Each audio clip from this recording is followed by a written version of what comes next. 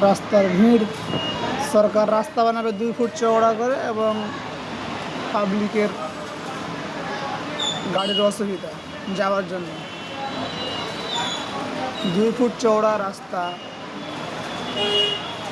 আর এইদিকে গাড়ি, ট্রাক্টর,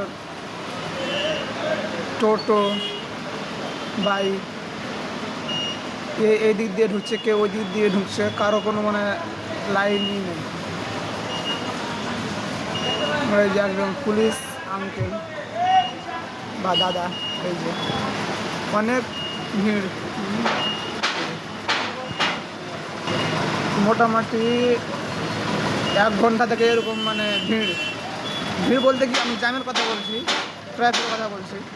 1 ঘন্টা থেকে এভাবে ট্রাফিক লেগে যাচ্ছে, আবার ছুটে যাচ্ছে, আবার লেগে যাচ্ছে। এরকম কোনো দিনও হয়নি এখানে, বাট আজকের ওইদিকে কী যেন হয়েছে সামনের দিকে, যার কারণে এরকম মানে দেখেন কত গাড়ি।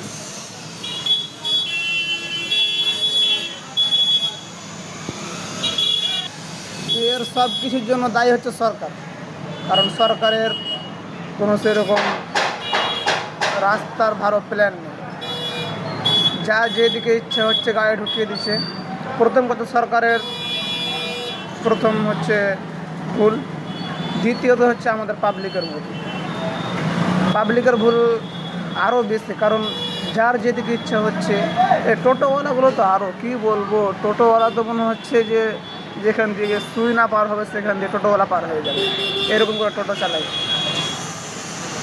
সরকার তো রাস্তা করে দিয়েছে তো 2 ফুট চওড়া করে, ওটাতে একটা সরকারের ভুল আছে। জনগণের মাথার মধ্যে মানে এই ঢুকে আছে, আমি আগে যাবো।